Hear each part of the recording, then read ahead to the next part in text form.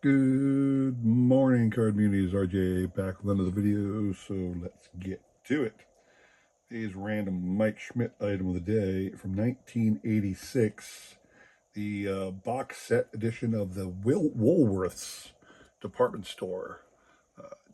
The Woolworths department store didn't actually put their name on it. They just produced cards that they called collected series, put it in a special box made exclusively for sale in the Woolworths department store.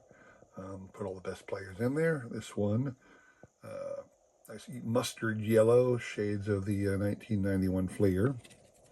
Basic stats on the back. And again, another great addition to my Mike Schmidt collection. Today's random baseball item of the day.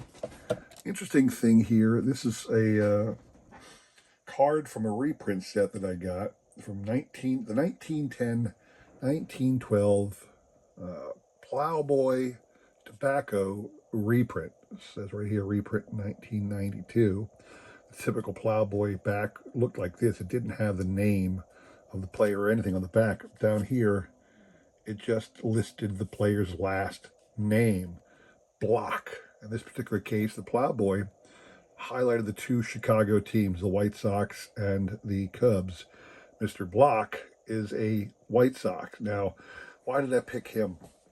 Bruno Block is the man's name. Played parts of 5 seasons in the majors, the last season being 1914 in the Federal League. But he did appear. He was a backup catcher in those days, and it occurred to me, I love these little oddball sets. If you've got the original Plowboy, he's in it. This is a reprint, so clearly he has an original Plowboy card. Other than reprints, the man only had 6 playing era cards, and one of those was from his minor league days. So, but somehow Bruno Block managed to get an appearance in a major card release, not a major card release, obviously, but a card release, and for all time is immortalized. So I love these little oddball sets and cards, and I like to look through it every once in a while and find a player I've never heard about and look up and learn a little bit more about him. So Bruno Block is a backup catcher for the White Sox back in the day. My random baseball item of the day. Today's trivia question, still in World Series mode. Interesting question. The World Series, as we know it today, is a best of 7 series. For a time, it was a best of 9 series. What was the first year in which the modern World Series, that would be from 1903 to today, what was the first year in which the modern World Series was a best of 9 affair? That's your answer. That's your question. What you're playing for? Actual 1984 Fleer card of Hall of Famer Dave Winfield. He was on the Yankees then. This is a real 84 Fleer, a little off-centered, but otherwise a pretty nice-looking card. And it is just shy of the vintage era, so to speak, but nice 84 Fleer. I'm a big fan of the 84 Fleer design. I think the simplicity of that look is really, really nice. Just the blue stripe top and bottom. I'm a big fan of that design. So anyway, that's what you're playing for. So send me an email with the correct answer to that question. I will include my email in the description below along with the repeat of that question. You will have today and tomorrow to answer. We will pick a winner on Sunday, all right? Good luck to everybody on that. So today what I want to show off, you all know me. I'm a set collector. RJ does collect sets. And specifically, one of the most important things I'm doing is collecting box sets. So every box set ever made. How do I define what a box set is? Well, I let the tradingcarddatabase.com do that for me. And I believe after spending many moons studying this, the way they define a boxed set is a set of cards issued solely in box form, but also released by one of the major card manufacturers. There are other sets released strictly in box format that sometimes don't tend to show up under the box set listing. They'll show up as oddball sets or on-demand kind of sets, but the way I define box set is I look at the tradingcarddatabase.com and see what's listed under the box set, and that's what I'm collecting, just so you know. Now, Fleer, famously back in the late 80s, Fleer had box sets galore. Plenty of box sets they issued, little 44 card boxes. They did that. The first one they did was in 1985. The last time they did it, believe it or not, it was a very short run from 1985 through 1990. In 1990, Fleer issued 4 separate box sets. Now, Fleer issued various box sets so that they could give one to all of their exclusive retailers. So you had your box set released in Rite Aid or KB Toys or any number of retailers around the area. Not all of them listed the retailers that they were exclusive to, but that's typically how Fleer did it.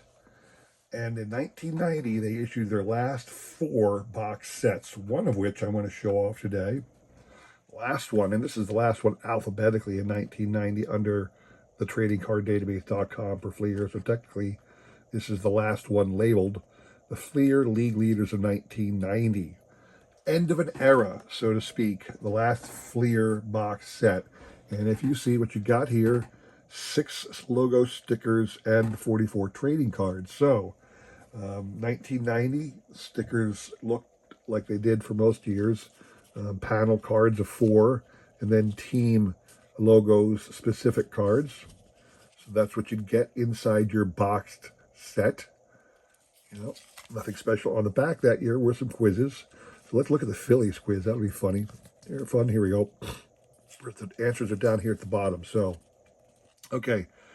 True or false? The Phillies played in the first night game in baseball history. That's true. They played I believe it was the Reds, and they played in Crosley Field. Don't quote me on that. It was 1939. Might be off. Might have been 35. Anyway, in what year did the Phillies win their only World Championship? Well, obviously that's no longer an only, but back here in 1990 it was. That would have been 1980. What were the Phillies known as in the early 1950s? Obviously that is the Whiz Kids. And what was the Phillies' home ballpark in 1970? Since Veterans Stadium opened in 1971, that would have been Connie Mack Stadium, the renamed Shibe Park. Let's see if we're right. And am I right?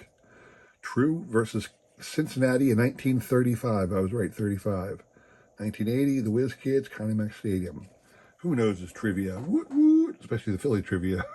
I'm not sure if I would have been that good with the other ones. Anyway, so your Fleer League Leaders card from 1990. They were released. Fleer did everything alphabetically in those days. So here is the first card. Basic design, little blue border. I'm not sure if you like blue borders or not. Interesting color scheme. Roberto Alomar, Padres. Still on the Padres at the time. And then the career stats. I always love the vertical Fleer layout. It was just a flip of the card rather than having to know which way to flip it on an angle to see the stats. You know, I really did appreciate Fleer's listing of their career stats, and that they did career stats too. I'm a big fan of career stats. Anyway, Roberto Alomar, Tim Belcher, and these are league leaders. Didn't say on the back any discussion about what they led the league in. They were the people they chose to include in this set.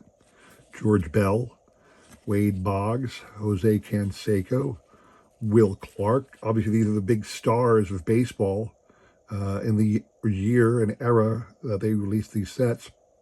David Cohn, Eric Davis, Glenn Davis, Nick Isaski. There's a name from the past. Dennis Eckersley, Mark Grace, Mike Greenwell, Jr., Mark Gubigza, Jack Morris, Tony Gwynn, Ricky Henderson, Bo Jackson, Doug Jones, Ricky Jordan, Barry Larkin, Don Mattingly. Somebody told me once, and I haven't looked this up yet. I haven't looked to determine if this is true. Somebody told me that in all of the Fleer box set releases, in all of them, Don Mattingly is the only player to appear in every box set release. I'll have to look that up someday. Newly minted Hall of Famer Fred McGriff, Although I guess technically Fred McGriff was in last year. He's not newly minted this year. Mark McGwire, Kevin Mitchell, Jack Morris. Did I see? I thought I saw Jack Morris before. Who was it? Who did I see earlier? It is Jack Morris. That's odd. Am I missing a... What is going on here? 15. Did I get an extra card? Oh, 16 was replaced. Card number 16 is missing. I did not know that. You know what? I honestly, before I did this video, I opened it up and looked. Now I'm going to have to look on the back of this thing right here. It tells you who everybody is. 16 should have been Pedro Guerrero of the Cardinals. Look at that. That's interesting. I might have to go out and find me a missing card. Let's see. Jack Morris, Greg Olson, Dan Plesac, Kirby Puckett, Nolan Ryan, Brett Saberhagen, Ryan Sandberg, Steve Sachs, Mike Scott, Ruben Sierra, Lonnie Smith, Darryl Strawberry, Bobby Thigpen, Andy Van Slyke, Tim Wallach, Jerome Walton, Devon White, and Robin Yount. Wow. Undercovered an error here, people. I did not open this. In fact, I picked this box looking for something to do today. I figured I'd open this box up and go through it since it was the final Fleer release of a box set. And it was still sealed, still in the cellophane. I ripped it open just so I could look at it. And turns out I'm missing a card. The card of Pedro Guerrero is missing. It was accidentally in the collation back of the factory. Someone gave me an extra Jack Morris card. Wow. I am therefore going to have to acquire a Pedro Guerrero to fill my set out. I'm glad I looked in a way. If I had left it sealed, nobody would have known, and it would have been, you know, like, hey, it's a sealed box set. Nobody would have cared. But I care because I want to have all of the cards. So, I mean, in a way, I'm glad I opened it up. In a way, I'm not. But anyway, gives me something to go for now, something to look for. Anyway, very interesting video there. I hope you enjoyed that. If you did, please consider liking, subscribing, commenting, and all that jazz. I really do appreciate your support as I try my best to support everybody else in this great card community, all right? Little disclaimer to everybody online here. I might be delayed in my Sunday trivia recap video on Sunday. A lot going on this weekend. Typically, I film these videos on Saturday morning the week before. So this being Friday, you would have assumed I'm filming this the Saturday before, almost 6 days ago. In truth, where I'm sitting right now, it's Thursday night. So for you guys, it's last night. The reason being, I had somebody occupying my baseball room all last weekend, and this is the first time I had a chance to get it done, the Friday video. And I'm going to lose my baseball room this coming weekend as well. Starting tomorrow night, I got family coming in, and they're going to be occupying my baseball studio. I'm not going to have any time to film. So after this video, Thursday night, I'm going to film all 3 videos for next week. Yeah, I'm really under a gun here because too many people are getting in my way in my videos. Anyway, like I said, if you like that, please consider like, subscribing, commenting, and all that jazz. I really do appreciate your support as I try my best to support everybody else in this great card community, all right? I need to get back to watching some of those videos myself, but thank you for watching here. Do come back whenever I post a Sunday trivia video, okay? Hope to see you again soon. Take care.